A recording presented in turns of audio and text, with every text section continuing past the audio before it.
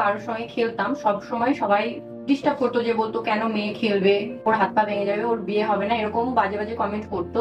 Hello everyone, আজকে আমাদের সাথে উপস্থিত হয়েছে তৌফিকা খাতুন, যে একজন ইয়াং রেসলার নদিয়া পলাশী থেকে। তো চলুন আমরা জেনে নেই ওর মুখ থেকে ওর লাইফের চ্যালেঞ্জেস এবং রেসলার হওয়ার গল্পটা। নমস্কার, আমি তৌফিকা খাতুন। ছোট থেকে আমি খেলাধুলাটা ভালোবাসতাম, কিন্তু খেলাধুলাটা করাটা অতটা সহজ ছিল না আমার জন্য, যেহেতু আমি একজন মুসলিম ফ্যামিলি থেকে বিলং করি। যখনই আমি খেলতে বেরোতাম বা কোথাও কারোর সঙ্গে খেলতাম, সব সময় সবাই ডিস্টার্ব করতো, যে বলতো কেন মেয়ে খেলবে, ওর হাত পা ভেঙে যাবে, ওর বিয়ে হবে না, এরকম বাজে বাজে কমেন্ট করতো। তো তখন আমি সেটাকে মানতাম না কখনোই।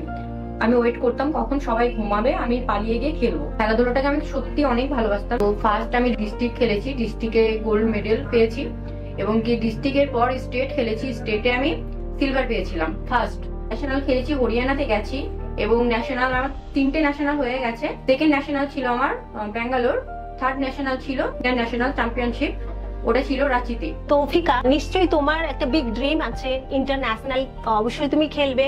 নেক্সট ড্রিম আমার ইন্টারন্যাশনাল খেলা। এটাতে যে আমাকে সাপোর্ট করছে বশিরউদ্দিন শেখ স্যার, আমাকে যে হেল্প করছে, এটা আমি কখনো স্বপ্নেও ভাবিনি যে আমাকে একজন ভিডিও থেকে চিনে না এমন একজনকে উনি এখানে উঠিয়ে নিয়ে এসে যে হেল্প করবে।